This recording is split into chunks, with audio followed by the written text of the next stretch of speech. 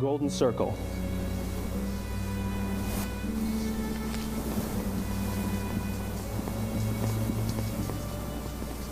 Why, how, what?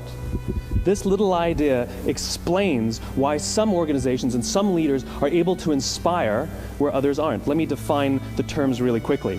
Every single person, every single organization on the planet knows what they do, 100%. Some know how they do it, whether you call it your differentiating value proposition or your proprietary process or your USP.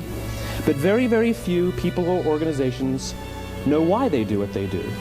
And by why, I don't mean to make a profit. That's a result. It's always a result. By why, I mean what's your purpose? What's your cause? What's your belief? Why does your organization exist? Why do you get out of bed in the morning? And why should anyone care? Well, as a result, the way we think, the way we act, the way we communicate is from the outside in. It's obvious. We go from the clearest thing to the fuzziest thing. But the inspired leaders and the inspired organizations, regardless of their size, regardless of their industry, all think, act, and communicate from the inside out. Let me give you an example. I use Apple because they're easy to understand and everybody gets it.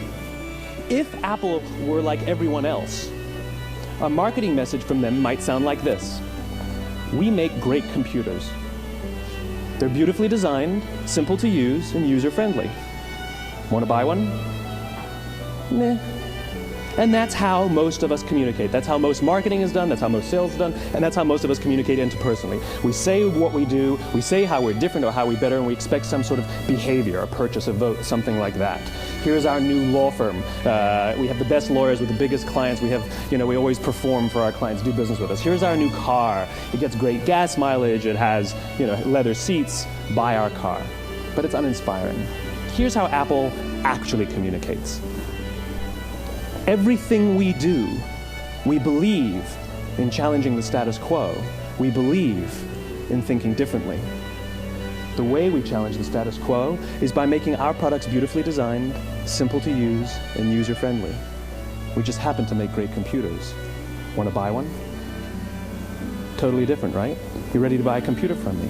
All I did was reverse the order of the information. What it proves to us is that people don't buy what you do, people buy why you do it. People don't buy what you do, they buy why you do it. This explains why every single person in this room is perfectly comfortable buying a computer from Apple.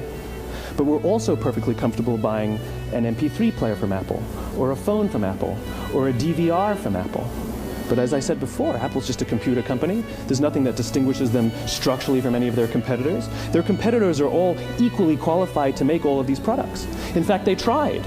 A few years ago, Gateway came out with flat-screen TVs. They're eminently qualified to make flat-screen TVs. They've been making flat-screen monitors for years. Nobody bought one. And Dell came out with MP3 players and PDAs.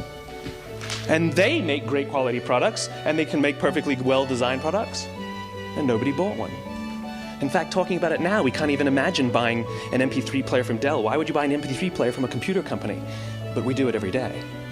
People don't buy what you do, they buy why you do it. When we communicate from the outside in, yes, people can understand vast amounts of complicated information like features and benefits and facts and figures.